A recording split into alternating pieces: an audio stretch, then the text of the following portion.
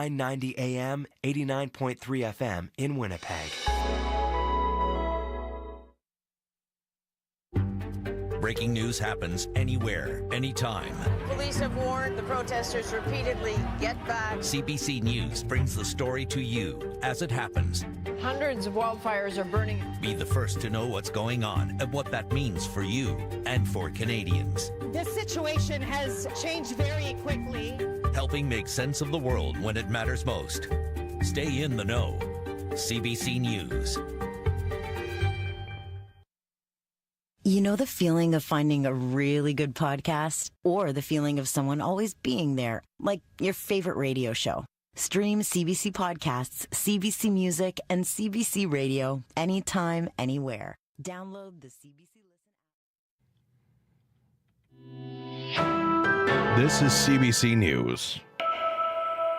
At 12 o'clock, we're at -10 with light snow over downtown Winnipeg. Good afternoon, I'm Matt Humphrey. Advocates are remembering a man shot and killed Sunday night by Winnipeg police. 24-year-old Jordan Charlie of Nunavut is the man who died following a fatal interaction with officers in a Unicity shopping area. Parole board documents say he lived with addiction and has a long history of mental health challenges and violence following a difficult upbringing. Nikki Kumaksatiksuk is the founding member and CEO of the Winnipeg-based Inuit Resource Center, Tungasugit. Kumaksatiksuk says her organization was trying to help support Charlie when he was released from a prison sentence. And with Jordan, unfortunately, we knew that he grew up in a troubled environment and was going from group home to group home, foster home to foster home in the north. And what does that do to a child's identity? What does that do to a child's ability to feel loved and supported and know all of those norms that we as families take for granted? She says Charlie lost some other supports due to his struggles with the community. In Manitoba's Independent Investigation Unit is investigating the fatal police shooting.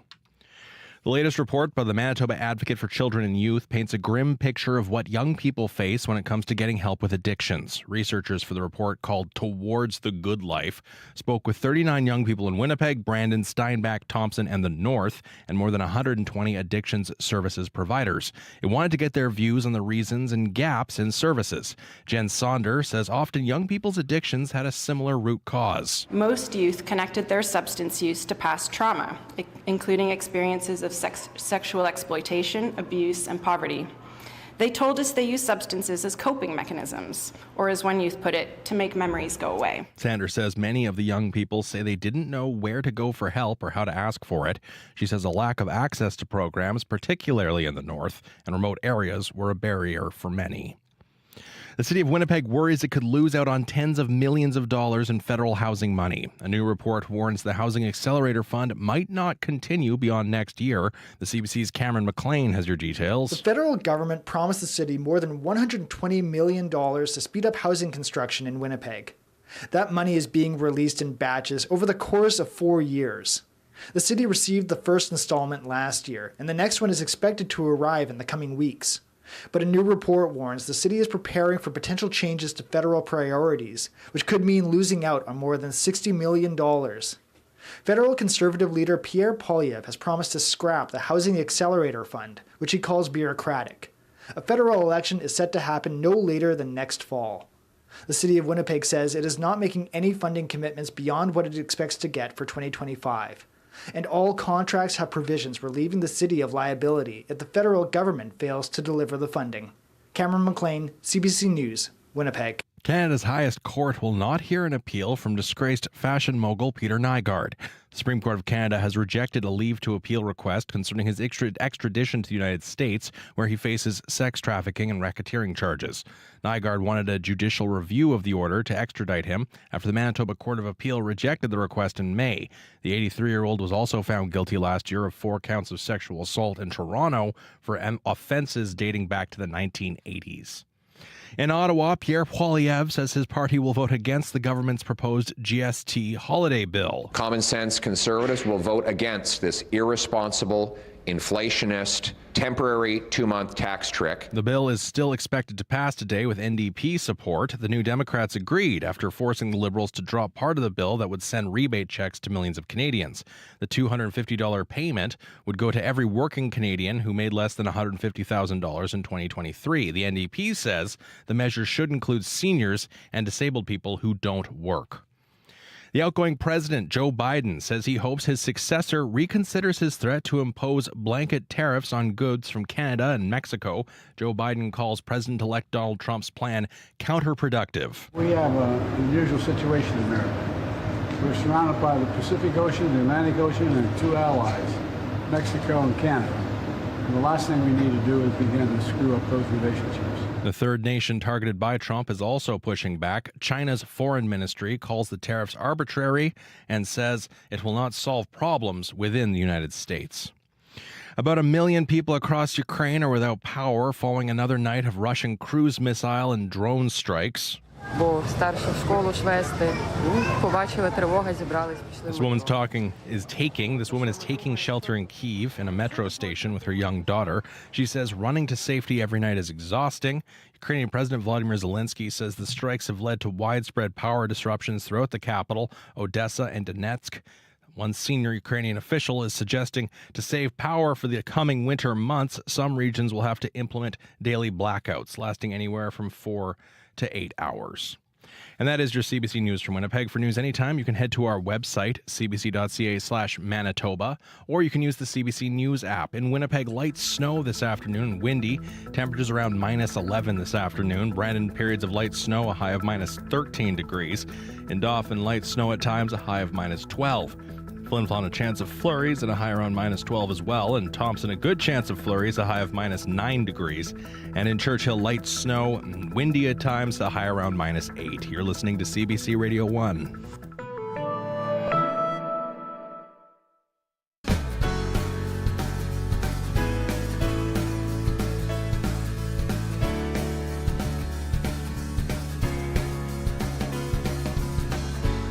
Good afternoon, Manitoba. You're listening to Radio Noon here on CBC Radio 1, 89.3 FM, 990 AM, and everywhere on the CBC Manitoba YouTube page.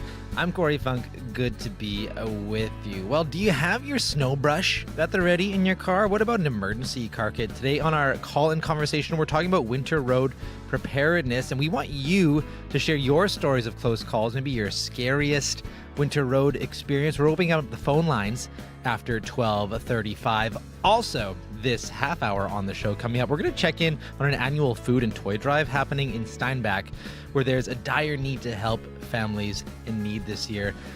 We're also going to hear about a new report that hopes to lay the groundwork for youth in our province to recover from addictions.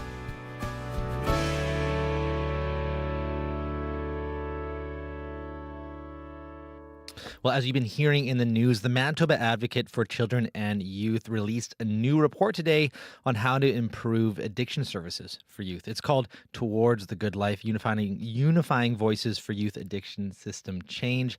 It includes input from 39 young people between the ages of 14 and 25 across our province who've experienced our addictions recovery system.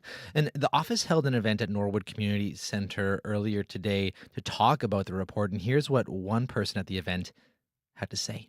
Hi, everybody. My name is Sunday Quiskacapo. My spirit name is Walking Thunderwolf, and I am a part of the Wolf Clan. I'm a two-spirit trans person, originally from Opaskwayak, also known as the Pa-Ocien, and a proud band member of Kennesaw CP on Treaty 5 territory. I was a homeless youth in the North not that many years ago and have experienced and witnessed substance use amongst my peers and in our communities and how that has affected them and how it still does. Because of these experiences, I have become more versed in what harm reduction is and how it can be used to support our people and our communities through acceptance, understanding, and advocacy. It wasn't until I was a part of the Suicide Prevention Advisory Circle for our province and Minister Smith had said, "We're all Manitobans," that I thought to myself, I never felt like a Manitoban. How could I have felt like another Manitoban, like I was a part of a community? I wasn't allowed to be born in my community, as my mother was extracted from ours to give birth, then growing up without equal access to health care, without access to mental health care, without access to life-saving gender-affirming care, and equal education. My whole life, even before birth and after, I've had to be extracted from my community to receive care that all Manitobans deserve, and that we have the right to have in our own communities. We, as Indigenous people, are land tied to our communities, physically and spiritually. Our ancestors have already been displaced from our original lands, and it continues to happen. I am 23 years old. This is not a thing of the past. This is right now. And we need to do better for our communities. We need to do better. There are still youth in northern Manitoba who have to leave their homes to attend boarding schools away from their families for a majority of the year, stripped of their community and their ancestral homes and relations. Northern communities are losing youth to drug poisonings and suicide at extraordinary rates compared to southern Manitoba because the support they need is not available.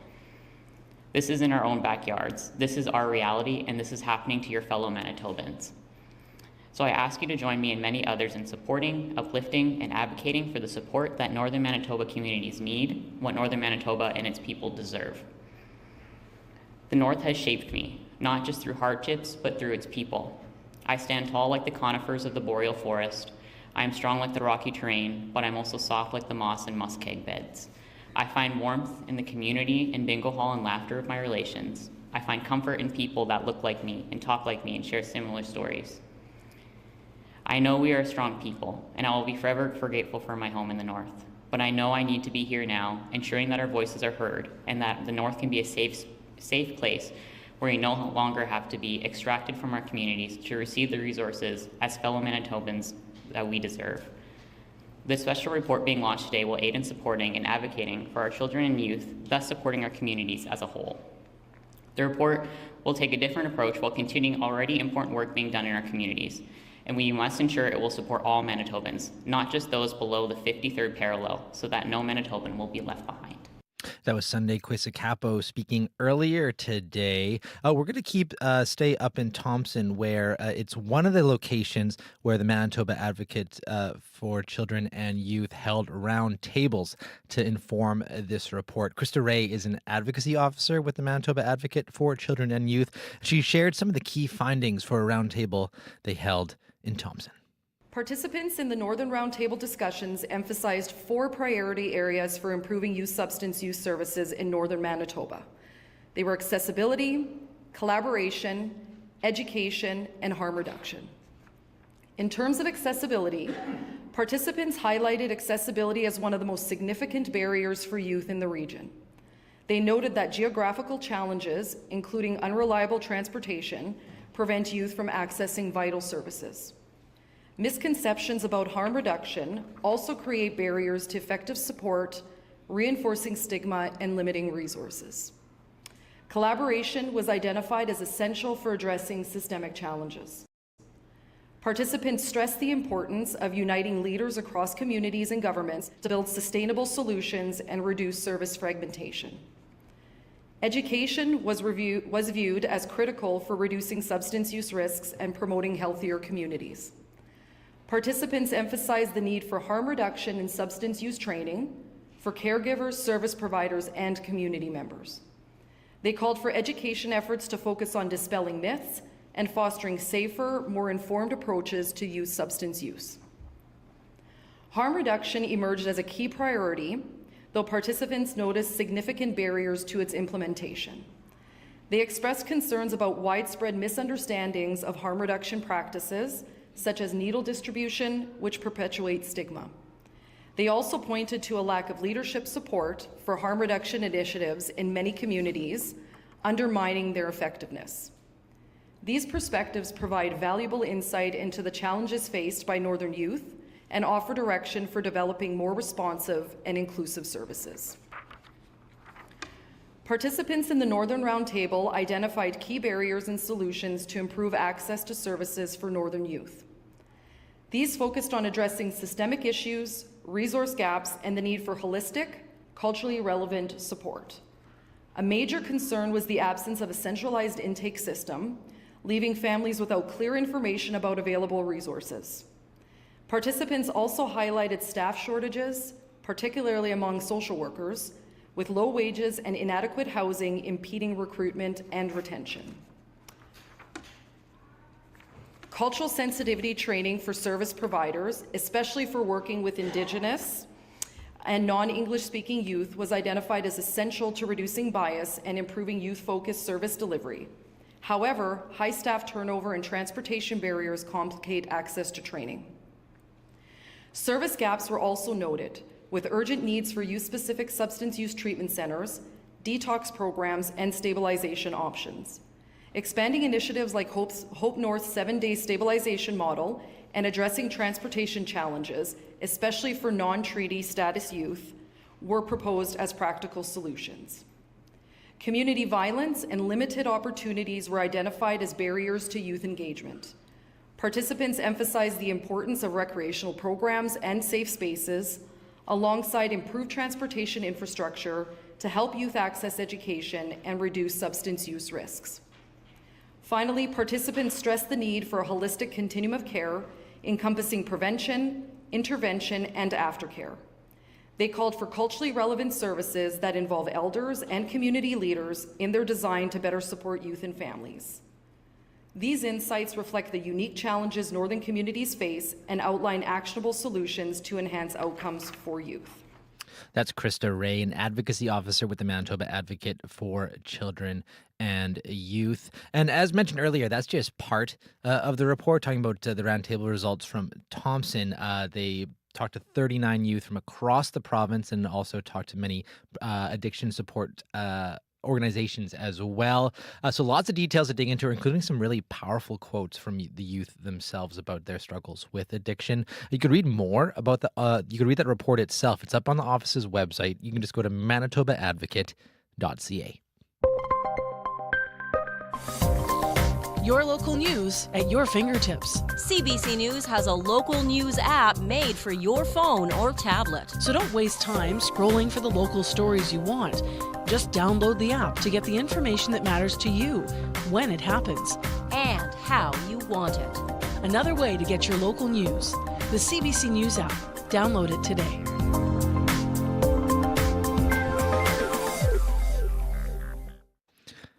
12:16 right now. You're listening to Radio Noon here on CBC Radio 1. I'm Corey Funk, and still to come on the show, we're going to check in on an annual food and toy drive happening in Steinbach, where there is a dire need to help feed families this year. We're going to hear about that coming up. We're also going to be opening up the phone lines after 12:30 to hear your stories about close calls, scary experiences out on the highway, because it is winter driving season out there. And we reckon the more stories we can share, perhaps the more we can learn how to, drive safe out there. So we're opening up the phone lines after 12:30. Stay tuned for that. But right now, let's take a look at that snowy, blowy weather out there right now across the province. Brandon, right now, some light and drifting snow, -13 for you. Churchill at the airport, light snow shower is what you're experiencing right now, and a blowing snow, -11. Flin Flon at the airport, you are a cold spot right now in the province with some drifting snow. You are at -17. Our hot spot,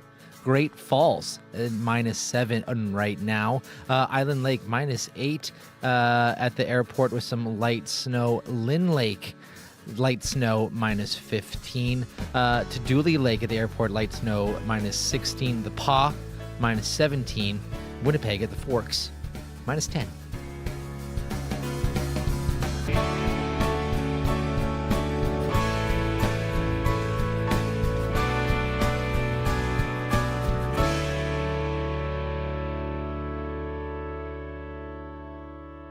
Well, a Steinbach Community Christmas Food and Toy Drive has already registered close to 1,500 families that need help. The Community Christmas Initiative has now moved to a waiting list, but that doesn't mean the community has stopped fundraising to find more ways to purchase food for those over the holidays. It's run by Southeast Helping Hands, a non-profit profit organization that provides food assistance across southeastern Manitoba. And Carolyn Peters is co-chair of the Steinbach Community Christmas Initiative. Hello there. Hi, thanks for having me. So, how would you compare this year's demand? 1,500 families, as we just heard, for help with food and toys is what they're looking for.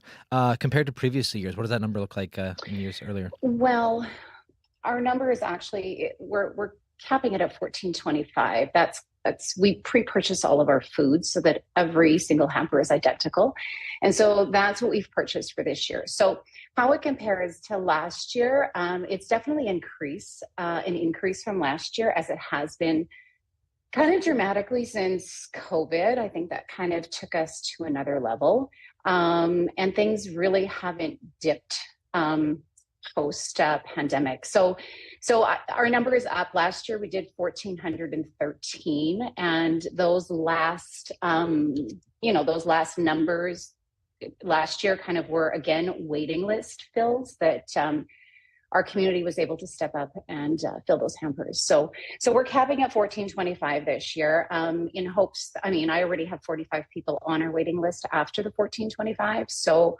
those we only are able to fill if the funds come in to cover that. So, Wow. Have you had to do a waiting list in years prior? yeah, we do a waiting list every year. And, last year and this year is the waiting list numbers have increased. Obviously, lots attributes to that. I mean, as we know, our food bank numbers have been increasing, and that's been in the news lately, that more Manitobans are using food banks. The area that we cover, it's not just Steinbach. Like, our population service area is about 36,500. So we cover Sandylands, Marchand, Labroquerie, Steinbach, Mitchell, Blumenort, Woodridge, St. Lob, and Zoda. So we have quite a range of communities in our catchment. So of the 1425 hampers, we're only hitting about 3.9% of the population in that service area. So we know that the poverty line percentage is definitely higher than that. So yeah, I mean, it's a wide area that we're servicing. It's not just the Steinbach area. So, and what are you hearing from families about what's driving that need for help this year? Every year it seems to be a bit of the same. It's the increase in food pricing. Groceries are kind of through the roof. All of us are feeling that. We do tend to have a lot of immigrants who settle in our area.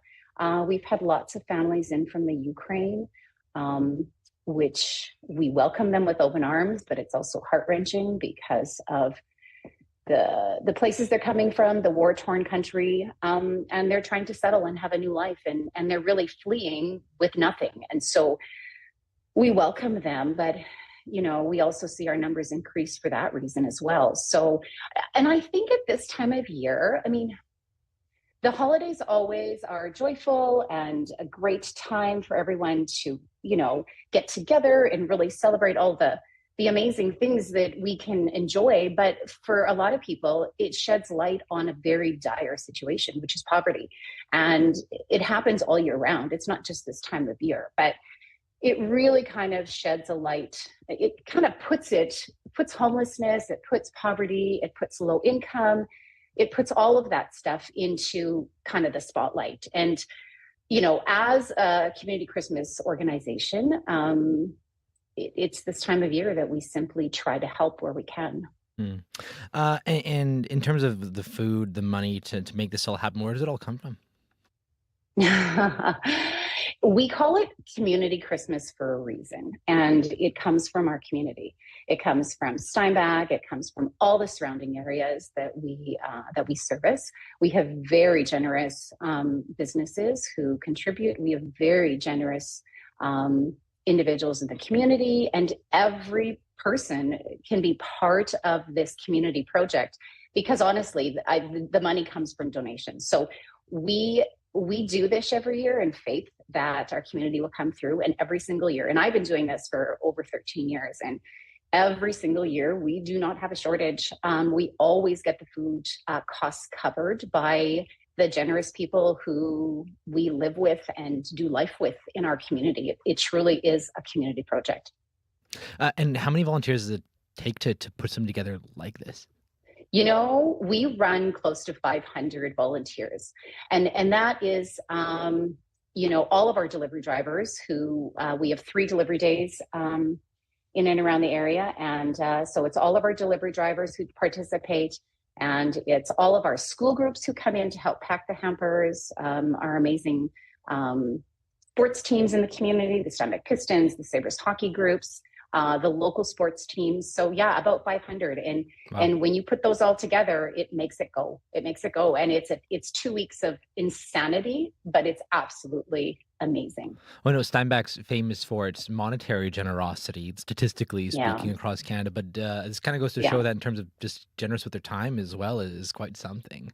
100%. And you know, we turn volunteers away every year, and Really? we love that we have to do that. Well, of course, people always want to get involved, and we absolutely love that. And I always encourage people, if they, you know, if they've kind of registered a little too late to volunteer, to help with the actual hands-on. There's so many ways they can help out. We have a toy drive that happens through Golden West Radio.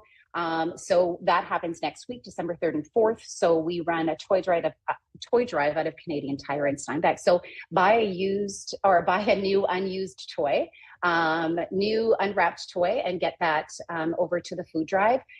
People can donate. We have links on our website for people to donate online. Unfortunately, this postal strike is affecting us a little bit. We have lots of people who have sent checks in the mail, and those are just sitting there. So, you know, we're a little bit feeling stressed about that because we don't know what's all sitting there not being distributed to us. So yeah, there's lots going on. Yeah, what does that mean? So can you just hope for those checks will come in and you, I don't know, borrow money or something like that in the meantime to make this happen? We and then do. Just hope, oh, really, eh? Yeah. Well, I mean, we don't borrow money. I mean, we have such an amazing community. So it's Right. never a doubt that the costs will be covered. So we do this in faith. Yeah. Donations we are a project of Southeast Helping Hands Food Bank in Steinbach. And so we run out of their facility, and we're a project of the food bank. And so every time a donation comes in at this time of year, it's all tagged for this project. So the donations that come in right through until the end of the year will all be earmarked for the community Christmas program. So we do, the food is already purchased. Our buyer, Roger Blatz, purchases the food already in, you know, June and July, just so that we can get the best deals. We try to be really good stewards of the money that is donated to us. So Roger puts many tenders out, and we get people who donate food. We have companies who donate food. We have companies that give us a good deal. And then we just buy, you know, at mass pricing, but that all happens in advance. And so yes, we do this in faith. And, you know, knowing that the area always comes through with donations. So then, before we go here, best advice for folks who do want to donate, help with the toy. We'll start with toy drive, but also monetarily, because like you said, Canada Post might complicate things. What's the best way to get things to you in the coming days? Yeah. Donations can be done online on our website. So it's steinbachcommunitychristmas.com. And there is a direct link there to Canada Helps for a donation. You'll get a tax receipt right away. People in the area, you can absolutely drop off check or money at the Southeast Helping Hands Food Bank at 525 Main Street in Steinbach. There's a lockbox in the door, so it's a secure box. And if you're dropping off cash, just make sure that you leave your name and your address where you want your donation receipt to be sent to. But yeah, I think the most effective and efficient way for people to do is just to visit our website and donate directly there. And then the toy drive, which happens next week, you know, Canadian Tire always has amazing toys at great pricing. So feel free to just stop in at Canadian Tire in Steinbach and buy the toys there. You don't have to buy them there. You can buy them anywhere and drop them off. But that's December 3rd and 4th. That is wonderfully brought to us by Penfor Construction here in Steinbach. And yeah, or we're at the food bank starting Monday. I'll be there full time, December 2nd, right through until the 17th of December, which is our end date. And we take toys there. We We have tons of volunteers who sort through all those toys that come in and tag them for each of the over 2,200 children that we service through this initiative. Wow. Well, Carolyn, thank you so much for taking some time out of your very busy holiday season. It's my pleasure. It's my pleasure. Yeah, and all the best with your work ahead in the coming weeks. Thank you. That is Carolyn Peters, co-chair of the Southeast Helping Hands Community Christmas Initiative Committee in Steinbach. And as she said earlier, for more information about how you can help, including help with delivery, assuming they're not already full on volunteers, you can go to their website, steinbachcommunitychristmas.com. This winter, help us make the season kind by supporting Harvest Manitoba.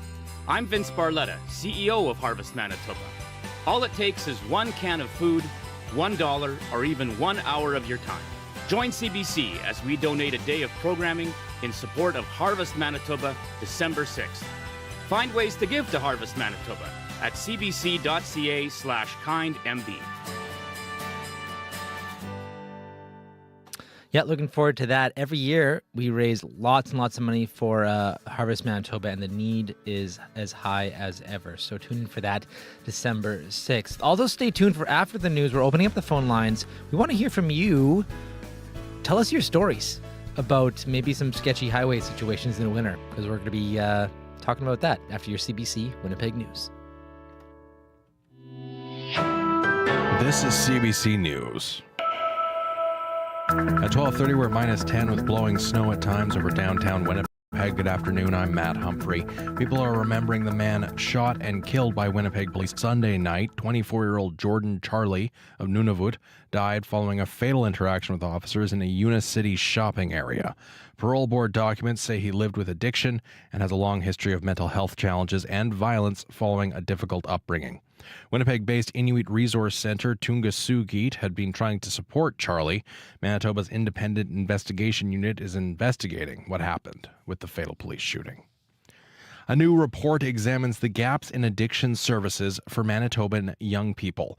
The report from the Manitoba Advocate for Children and Youth spoke with 39 young people from urban and remote parts of the province, as well as 120 service providers. Researcher Jen Sander says most of the young people said they started taking drugs because of past trauma and to, quote, make memories go away.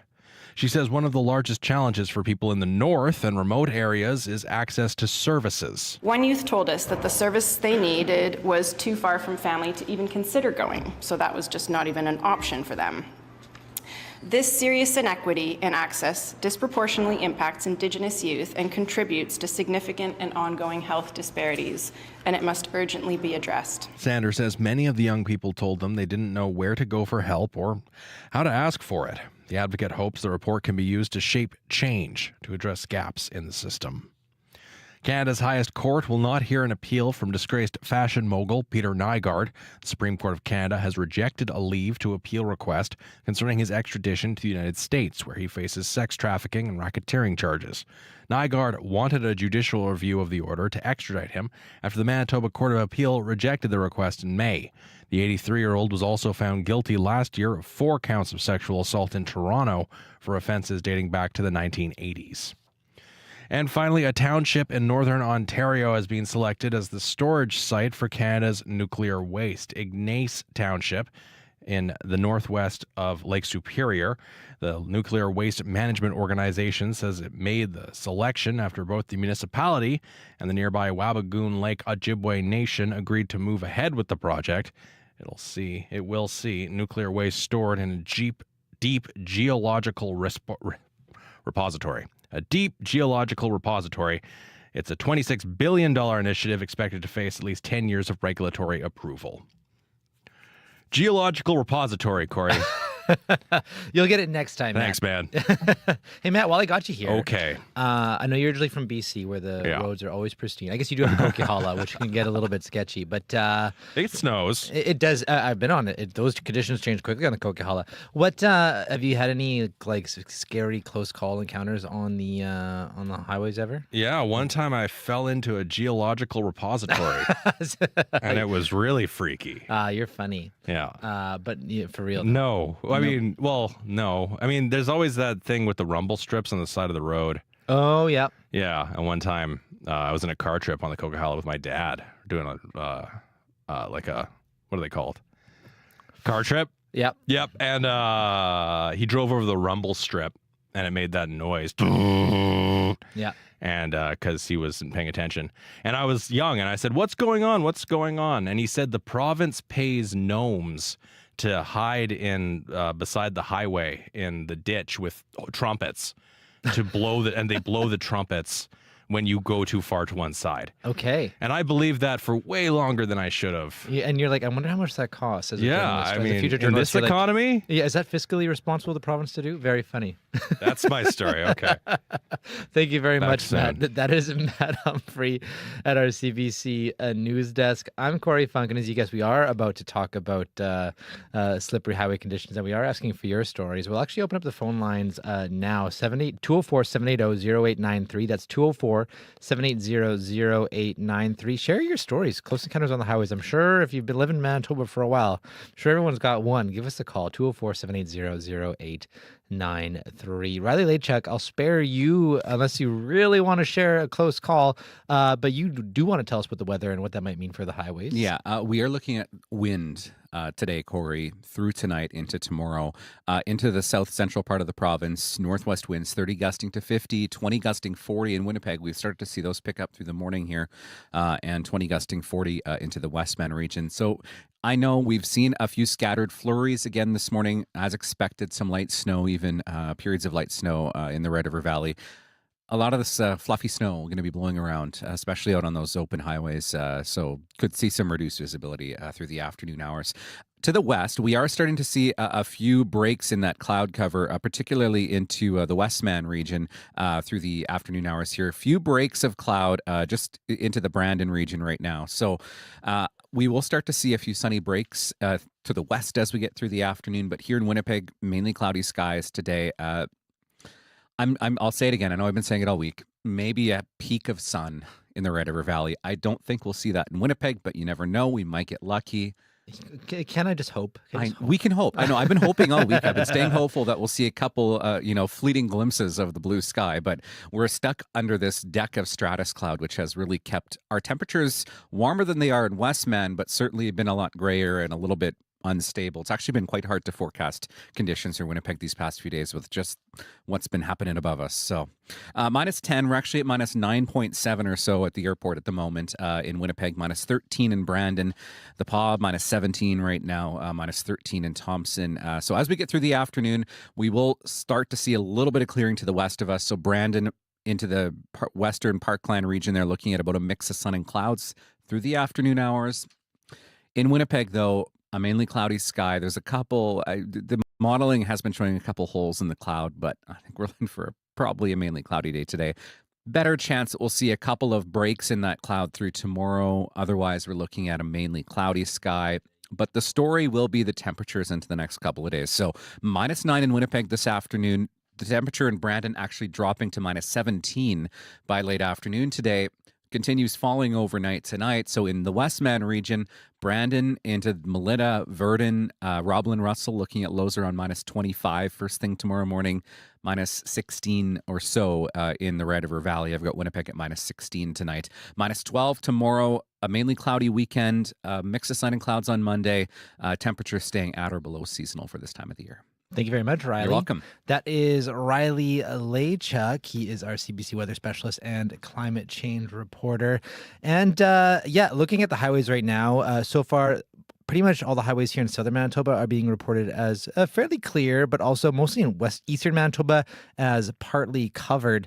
So maybe a bit slippery, particularly if you're heading east today from Winnipeg. So just heads up there. We are asking you for your stories about close calls on the highway. Maybe you have a scary tale, a cautionary tale, if you will. And already we actually got a couple of calls. We actually have Jay on the line. Hi there, Jay.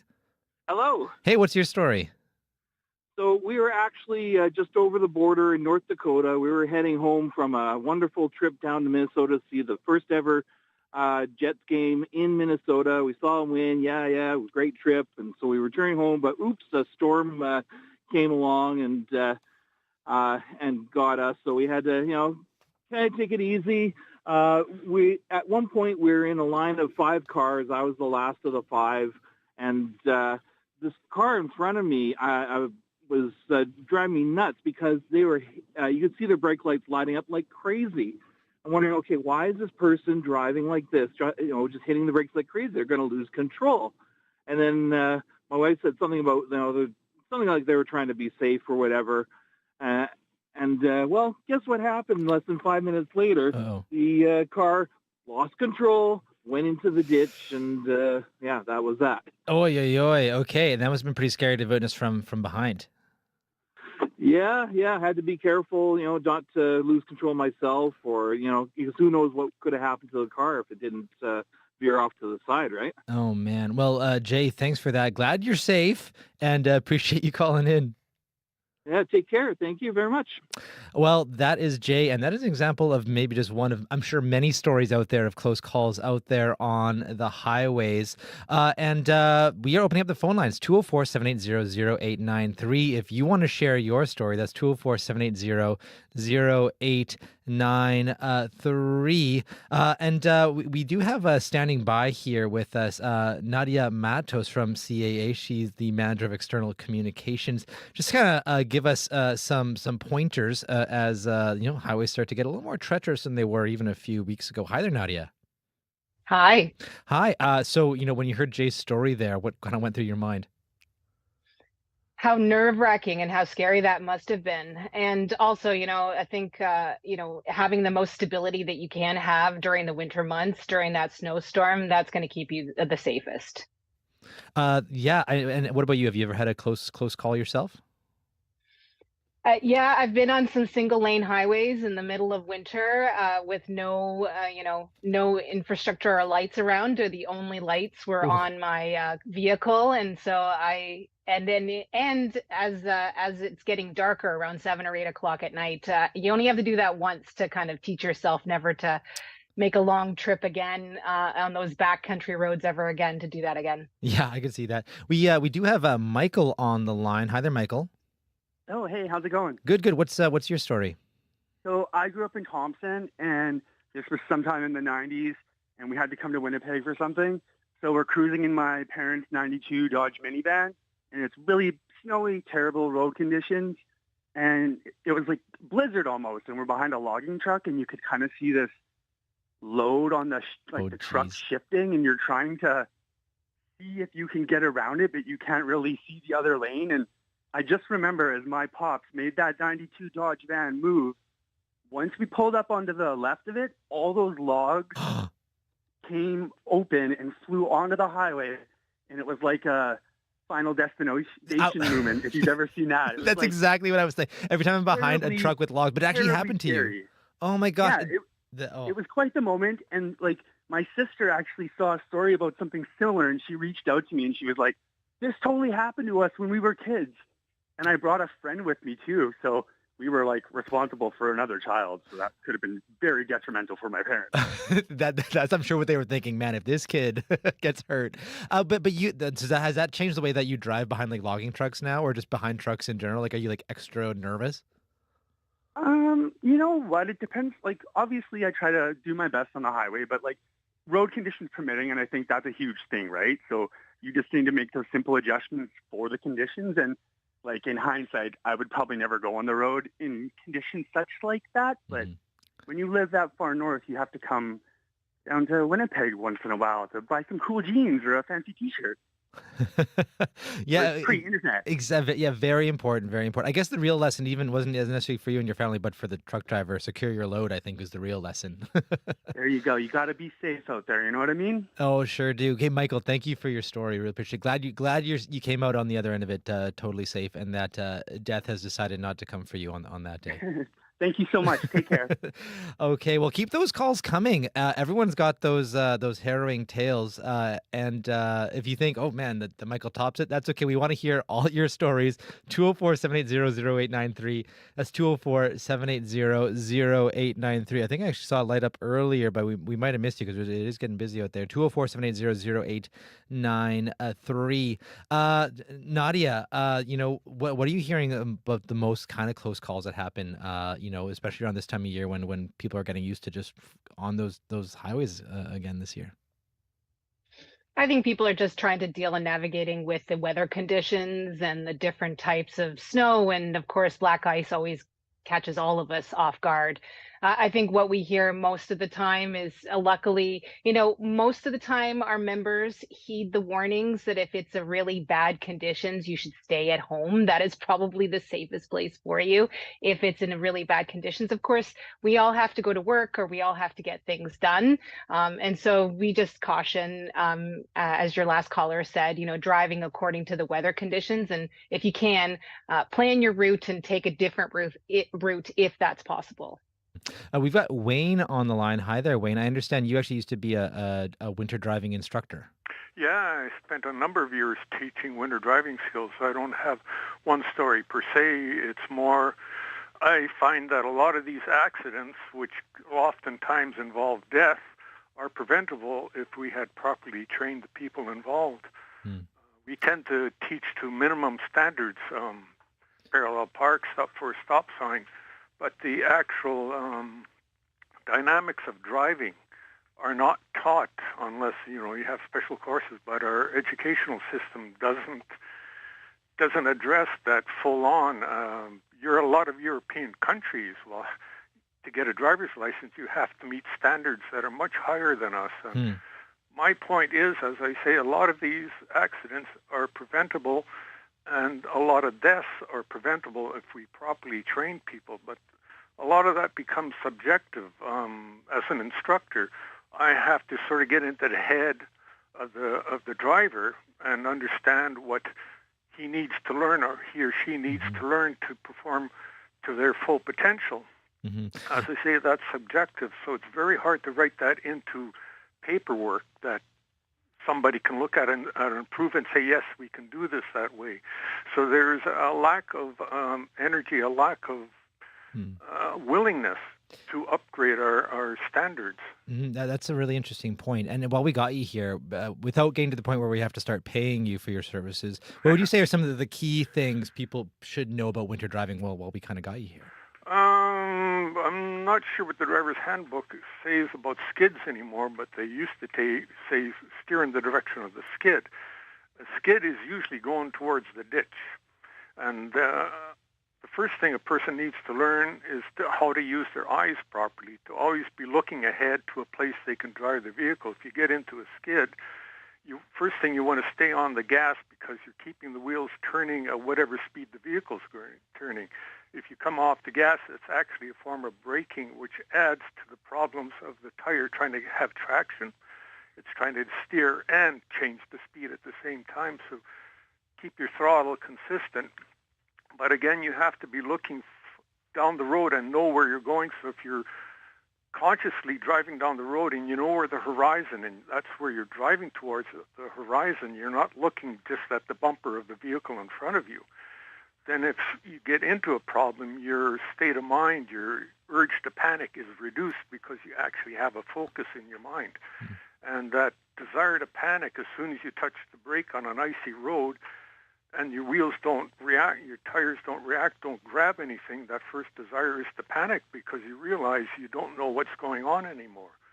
As an driver's instructor, that was my job, to present to the student what is happening and how to gain control of the vehicle again. I sincerely hope there's someone out there on the highway right now in kind of like not ideal conditions listening to this and being able to kind of practice as you're saying. I was trying to picture like keeping the eyes on the horizon. So thank you for that call, Wayne. Really appreciate your time and your thoughts.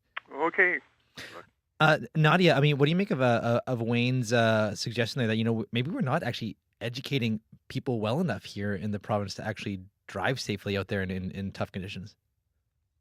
One thing that CAA always recommends during the winter months is that if you can, practice how to get in and out of a skid. And that is just maybe just reviewing some of the tips that kind of Wayne talked about, looking in the direction that you're wanting to go, decelerating, accelerating, and braking very gently. Those are things that unless you're in a situation, you don't really think about them. And so really important that you kind of practice those things ahead of the season, especially if you're doing long trips outside of the city and you may be confronted with some roads that are not fully or well plowed.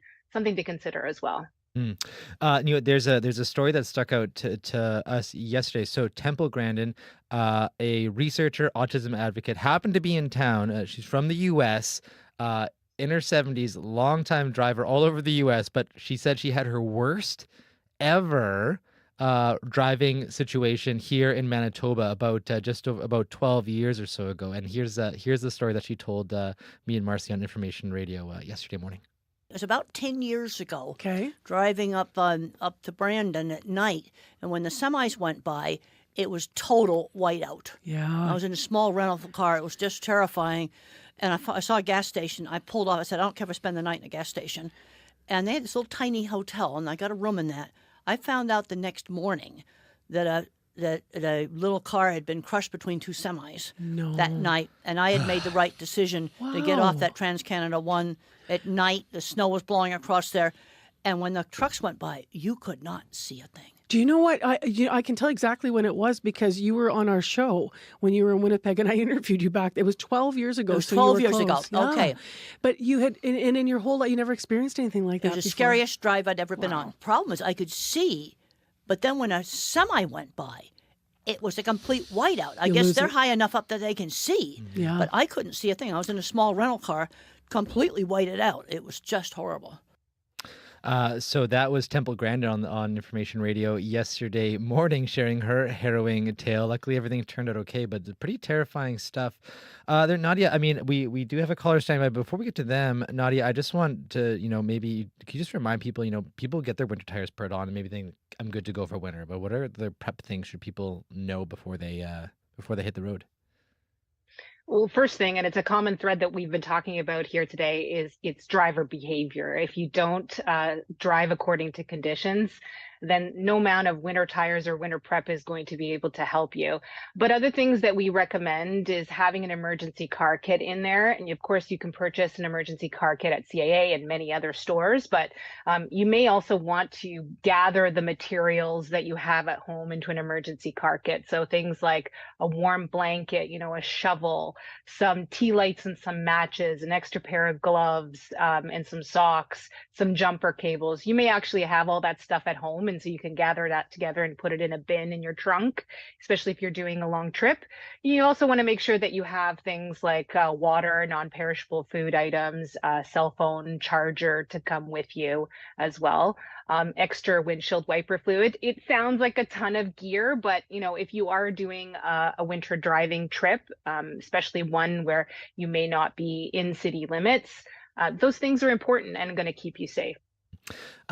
During the conversation, if you want to share a story about a winter driving close call or just kind of compare your experiences maybe somewhere else, give us a call, 204-780-0893. That's 204-780-0893. And we have Eeyore on the line. Hi there. Hi, how are you today? Good. I understand you have some very international experience with winter driving in Norway as well. And what's the difference there between there and here? They're icy. It's like driving in Newfoundland all winter long. Oh yeah. And when you rent a vehicle in Norway, they all come with studded tires, so they're ready to go right away. It's really quite remarkable.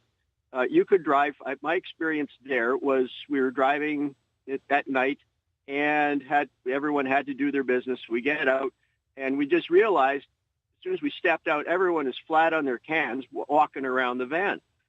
We were driving for the last 100K on black ice, and we didn't even know it because we had pretty good tires. But once we learned that we were on black ice, we throttled it back about 20 kilometers an hour. Yeah.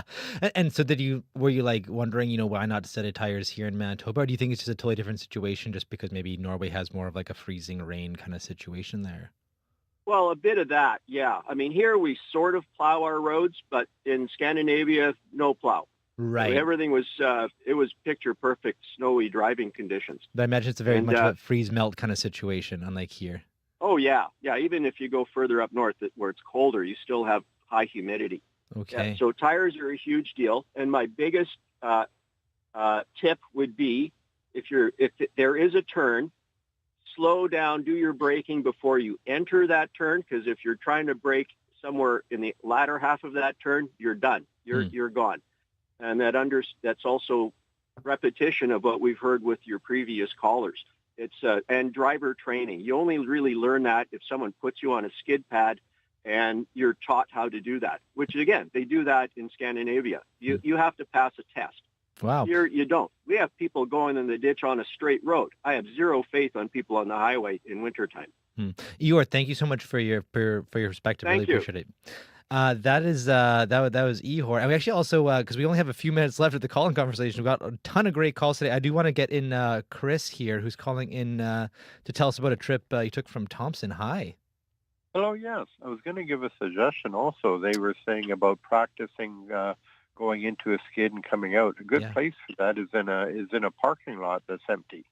Okay. So you're not on a road. You're in a parking lot. You can practice 20 skids, and now you know how to do it. You know. Gotcha.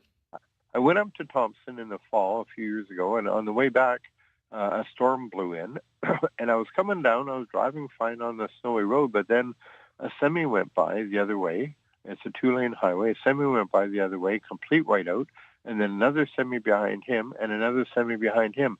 And at the third semi, we were going around a turn, and into the ditch I went because I could not see the road whatsoever. The semis shouldn't be traveling together, because the whiteout that they create behind them is terrible. So another semi coming the other way, or coming with my way, hooked a tow chain on and pulled me up out of the ditch. And then we were going to Winnipeg, and everybody was kind of traveling in a little convoy, all the cars. And, I mean, semis would fly by us because at 100 kilometers an hour, but we're doing about 50 or 60 kilometers an hour. And I was the second car. Now, the first car couldn't see where he was going. With the drifting snow across the road, he was left, right, left, right, left, right, left, right, all over the lane.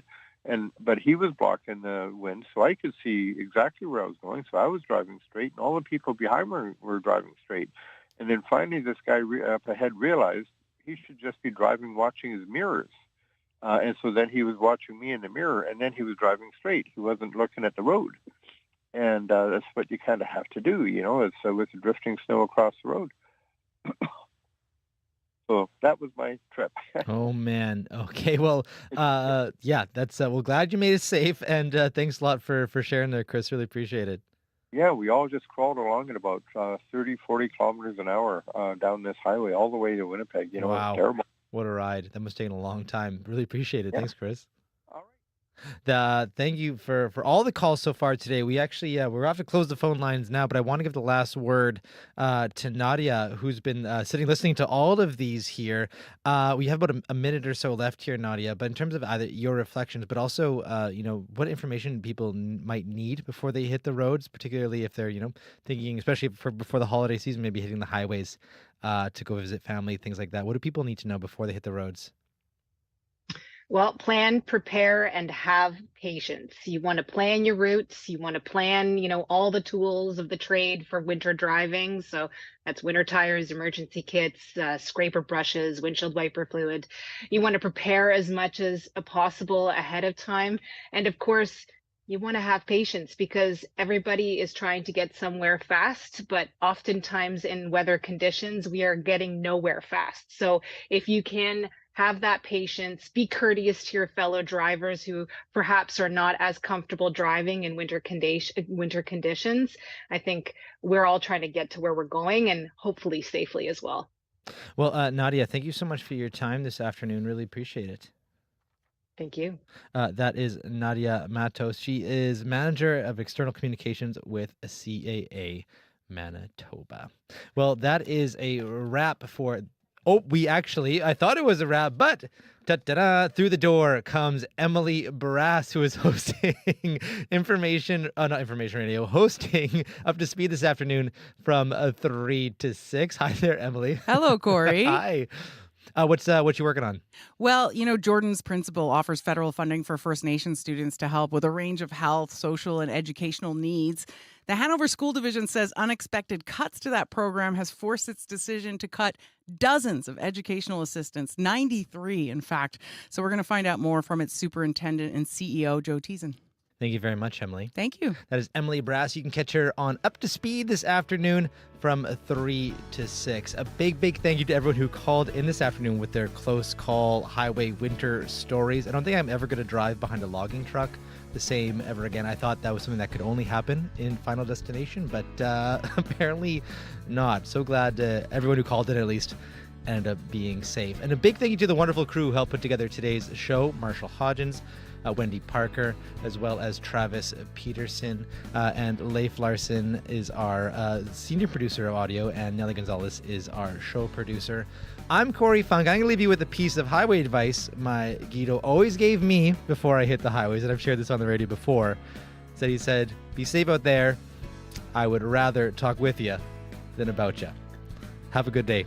See you tomorrow.